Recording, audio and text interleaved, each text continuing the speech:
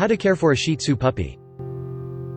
Originally bred by the Chinese nobility as far back as 629 AD, the Shih Tzu is now a popular dog across the world as a devoted and enthusiastic companion. 1. Adopting or purchasing a new Shih Tzu puppy is an alluring and exciting prospect, but you should know some basic principles and guidelines for caring for this toy breed before you take one into your home. Learn how much exercise you should be prepared to give your new pup, as well as what kind of food, bedding, grooming provisions, and training you'll need to provide. Preparing a safe and welcoming household.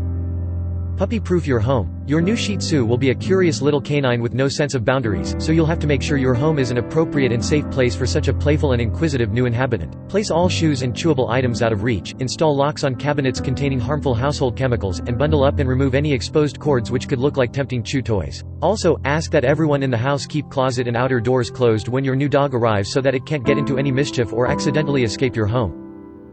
You might know to keep bags of dog kibble tucked into locked cabinets or bins, but don't forget that dogs, and especially puppies, are attracted to people foods as well. Don't leave half-eaten bags of chips or candy out, and make sure that all kitchen items are stored out of reach from your canine companion. Dried fruit, chocolate, and allium vegetables like onions and garlic are particularly harmful to dogs, so be especially careful with these items. 3. Purchase a crate and bedding. Your new puppy needs a crate for many reasons. First of all, it will present them with a warm, safe den, which they can retreat to when feeling tired, overwhelmed, or anxious. Secondly, it will help you to potty train a breed known for being somewhat difficult when it comes to housebreaking. You should select a well-ventilated crate big enough to allow your dog to stand up, turn around, and lay down when it reaches full, adult size. For an average Shih Tzu, expect an adult height of 8 to 11 inches to the shoulder and weight of 9 to 16 pounds. 5. Never leave a puppy younger than 6 months old in the crate for more than 3 to 4 hours at a time, and don't ever use the crate as punishment.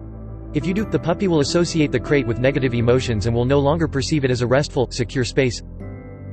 6. Buy stainless steel food and water dishes. You should have food and water available to your new puppy the minute it enters the home, so make sure you purchase a set of dog bowls ahead of time. While you can find any number of ceramic or stoneware bowls on the market, stainless steel is your best option. It's dishwasher safe, durable, and untainted with any lead-based paints or glazes.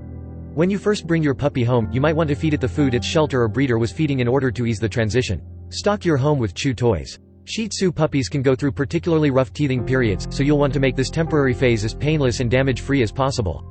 Provide plenty of hard rubber toys so that your dog won't take its teething frustration out on furniture and household items, and purchase special freezable toys in order to alleviate the pain of swollen gums. Avoid chewables like rawhide and bones, as these can splinter and be swallowed by your hapless pup.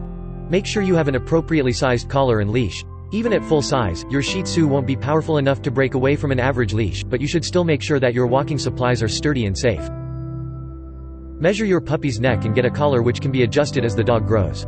Avoid choke chains and collars with rings or other details which could snag on your puppy's teeth and present a choking hazard.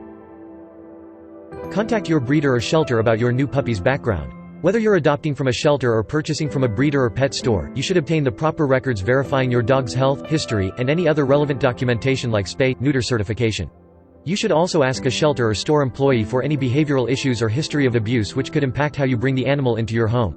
For example, if you find out from the shelter that your puppy had a bad experience in an abusive or otherwise volatile foster home, you should take special pains to make your puppy's transition peaceful and low-key.